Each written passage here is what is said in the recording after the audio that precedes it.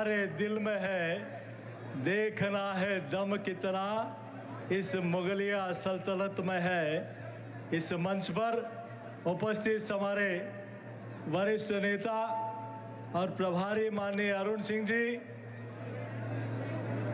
हमारे नेता प्रतिपक्ष आदरणीय राजेंद्र सिंह जी, भारत सरकार में मंत्री माननीय गजेंद्र सिंह जी, हमारे उपनेता माननीय सतीश पूनिया जी, मंचासीन सभी पार्टी के वरिष्ठ नेतागण और इस सभागार में दूर दूर तक पधारे सभी इस देश की, इस प्रदेश के कोने कोने से आए हुए कार्यकर्ता बंधु, जनता जनार्दन, सभी हमारे सांसद विधायकगण, मेरे पूर्व के वक्ताओं ने नहीं सहेगा राजस्थान इस अभियान के बारे में आज पूरे राजस्थान के कोने कोने से यहाँ सब लोग पहुंचे हैं। मुझे एक अधिकारी का फोन आया कि अध्यक्ष जी कितनी भीड़ आ रही है।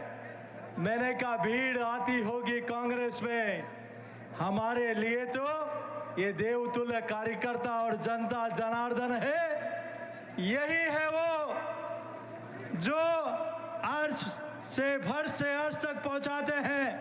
यही है वो जिस वोट की पेटी से किसी को सत्ता पर आसीन करते हैं और जो सत्ता में आने के बाद किसानों के साथ वादा खिलाफी करते हैं, जो युवाओं को धोखा देते हैं। ऐसी सरकार को उस वोट की पेटी में दफन करके हमेशा हमेशा के लिए ताला लगाने की ताकत भी ये जनता जनार्दन रखती है।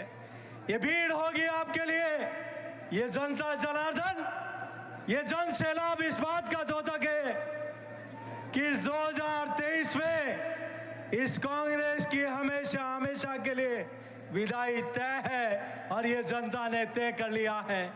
तब मैं कहता हूं कि जोर जुल्म की टक्कर से यही हमारा नारा है। हम डरे हैं ना, हम झुके हैं, यही इतिहास हमारा है।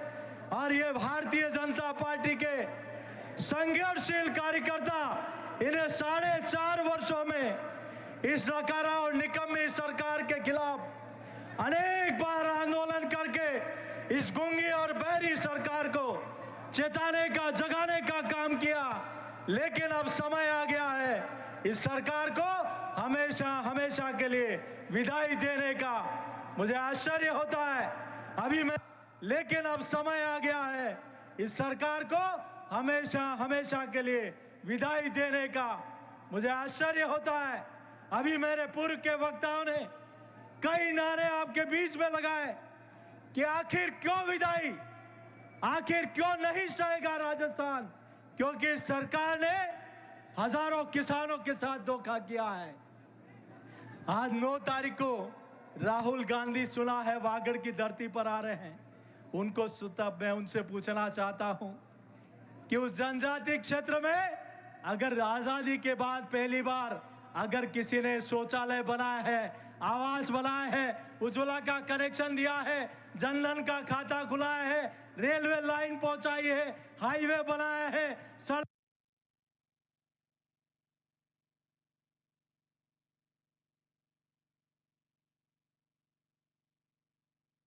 बनाई है, हर व्यक्ति का बीमा कराया है और किसी को नरेगा में रोजगार दिया है, तो उस व्यक्ति का नाम है नरेंद्र भाई मोदी। आपने अरे आजादी के बाद पहली बार जनजाति मंत्रालय भारतीय जनता पार्टी की सरकार ने बनाया है और उस इसके लिए क्या किया है राजस्थान की जनता जवाब मांगती है। आप चुप क्यों हो? लाल डायरी पर गहलोत साहब आप चुप क्यों हो? कुछ तो जवाब दो। और इस लाल डायरी का सच है क्या है, इसका जवाब राजस्थान की जनता मांगती है। आखिर क्या कारण है कि जिस मंत्री ने आपके ऊपर 50% भ्रष्टाचार का आरोप लगाया, आपने वो सहन कर लिया। जिस मंत्री ने ये कहा कि हम मात्र 12 लोग ही एक फॉर्च्यूनर में जी बैठने वाले जितने लोग भी हम जीत नहीं पाएंगे, उस समय भी आपने नहीं हटाया। उस मंत्री ने कहा कि हम अपने घोषणा पत्र पर बिल्कुल भी अमल नहीं कर पाए, हम ना तो किसानों का न युवाओं को बेरोजगारी भत्ता दे पाए, हम पेपर लीक में ये सरकार फेल हो गई, तब भी आपने नहीं हटाया। तो ये लाल डायरी में ऐसा क्या है कि इसका नाम आते ही आपने हटा दिया। दुर्भाग्य है कि राजस्थान में एक ऐसी सरकार है जिसने तुष्टीकरण की सारी सीमाएं पार कर दी। भीलवाड़ा की घटना, एक बच्ची के बोतल में पेशाब डाल दिया जाता है और ये सरकार चुप रहती है। एक बहन का पति के सामने दुराचार हो जाता है, ये सरकार चुप रहती है। भगवा पताका पर प्रतिबंध लगा दिया जाता है, प्रभु श्री राम का नारा लगाने वालों पर एफआईआर लॉन्च हो जाती है। और आप मोहर्रम पर जुलूस निकले तब डीजे बजे और हमारे त्योहार पर प्रतिबंध लगाने की आप हिम्मत कर रहे हो। ये अधिकारी भी कान खोलकर सुन ले, ये कांग्रेस के कार्यकर्ता की तरह काम नहीं करे। ये जो जनता जनार्दन भारतीय जनता पार्टी का कार्यकर्ता बैठा है, ये उसका लेखा जोखा हिसाब किताब रख रहा है। 2023 के चुनाव के बाद कान खोलकर सुन लेना, किसी के कार्यकर्ता की तरह नहीं, राजस्थान के एक अधिकारी की तरह काम करें। मैं आप सब लोगों के बीच में इतना कहना चाहता हूं, आइए आप और हम सब लोग इस तुष्टीकरण करने वाली सरकार को, युवाओं को धोखा देने वाली सरकार को, पेपर लीक करने वाली सरकार को, किसानों को वादा खिलाफी करने वाली सरकार को, जो नारी की सुरक्षा नहीं कर सके, ऐसी सरकार को, जो साइबर क्राइम को रोक नहीं सके, ऐसी सरकार को, जो पेट्रोल और डीजल बिजली में महंगाई को समाप्त नहीं कर सके, ऐसी सरकार को उखाड़ फेंकने का संकल्प हम लोग लेकर जाएं। तब कहना चाहता हूं, हो गई पीर परवसी पिघलनी चाहिए, अरे इस हिमालय से कोई गंगा निकलनी चाहिए। अरे तेरे सीने में ना सही, मेरे सीने में सही, अरे मेरे सीने में ना सही, तेरे सीने में सही, अरे गई का आग लगनी चाहिए। और सिर्फ हंगामा खड़ा करना हमारा मकसद नहीं।